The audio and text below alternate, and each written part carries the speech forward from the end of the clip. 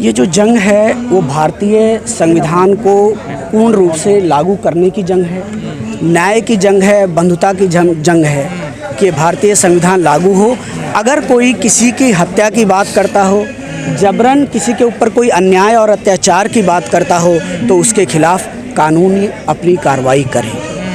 पर ये कोई पहली बार थोड़ा ही हो रहा है, सदियों से चला आ रहा है ना सर। ये आप सही कह रहे हैं, लेकिन जब से राजेंद्र पाल गौतम जी ने ये मुहिम चलाई है और अब शिक्षा का जो दायरा बढ़ा है, भारत के लोग जागृत हो गए हैं जो पहले जागृत नहीं थे, एक नया नेतृत्व मिला है, इसलिए ये जंग जो है जारी रहेगी और उन्नति करेगी। क्या लगता है आपको, माननीय केजरीवाल जी ने राजेंद्र पाल गौतम के साथ उत्पीड़न किया है उन्होंने?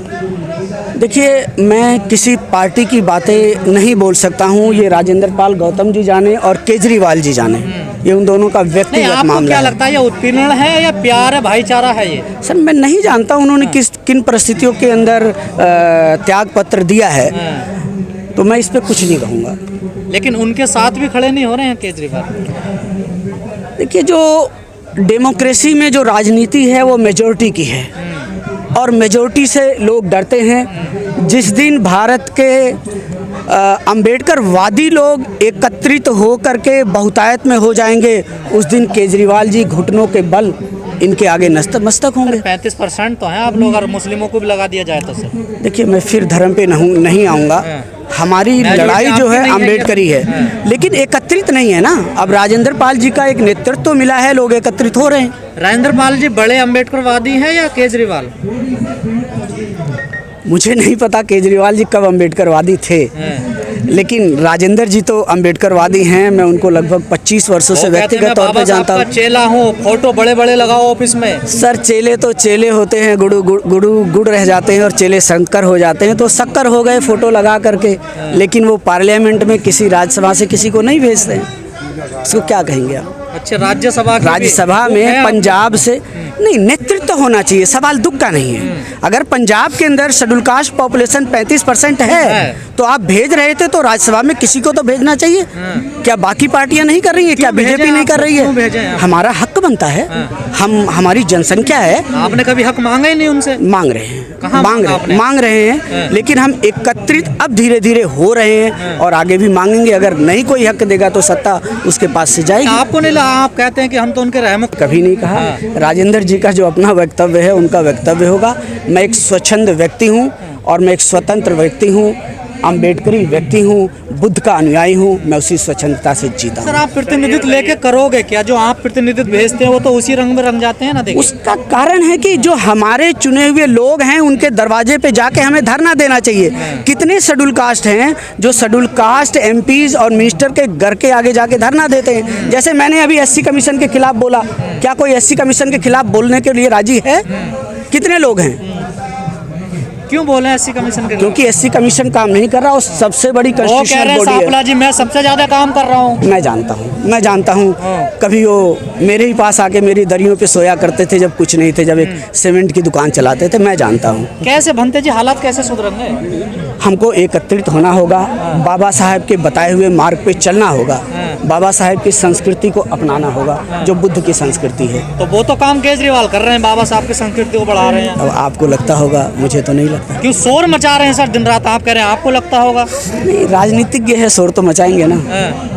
आप कह रहे हैं हमें प्रतिनिधित्व नहीं दे रहे केजरीवाल। आप मुझसे संस्कृति का सवाल पूछिए, फिर आप बार बार मुझे उसकी तरफ क्यों ले जा रहे हैं? पूरा जो मामला है, अयोध्या के साधु संतों ने उनकी सर कलम करने की बात की है, इसको किस तरह से? देखो, जो साधु है ना, साधु का मतलब ही जो सीधा है, सच्चा है, सतमार्ग पे चलने वाला है, जो अहिंसा को, करुणा को मानने वाला है। जिस व्यक्ति ने ये बात कह दिया वो साधु है ही नहीं, वो तो सिर्फ वस्त्र रह गए हैं।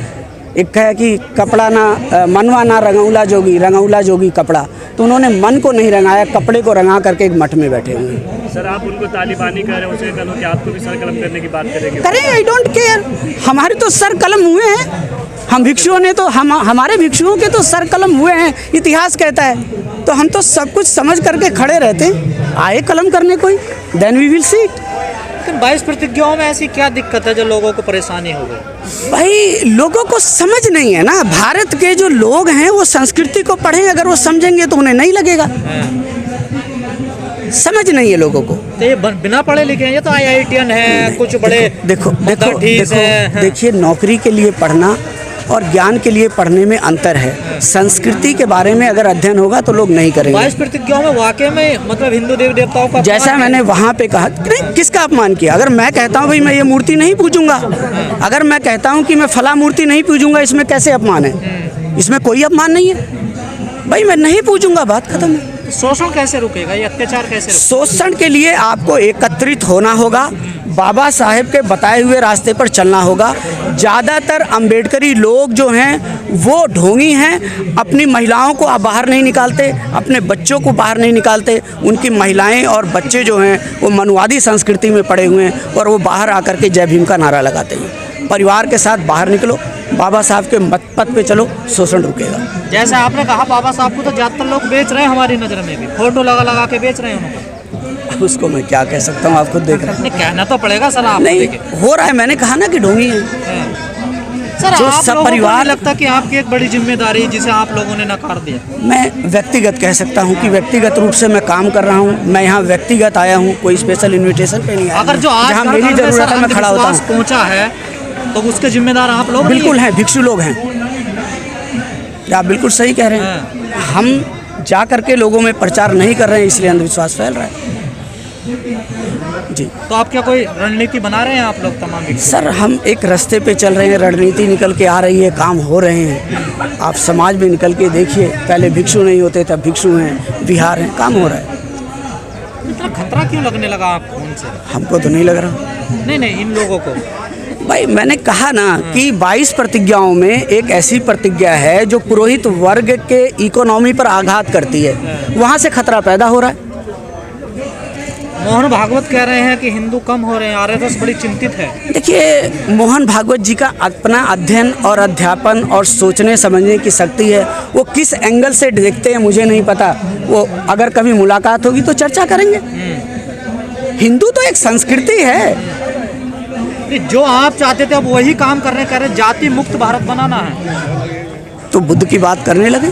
अगर जाति मुक्त भारत बनाएंगे तो अपने आप बुद्ध की बात आ जाएगी, क्योंकि बुद्ध तो पहले व्यक्ति हैं जो भेदभाव, बुद्ध के साथ महावीर जो जैन धर्म के संस्थापक हैं, कि एक भेदभाव ऊंच नीच मुक्त भारत का निर्माण हो, जिसे श्रमण संस्कृति कहते कई हैं। लोगों का कहना है जब खुद बुद्ध ही बुद्ध भारत नहीं बना पाए।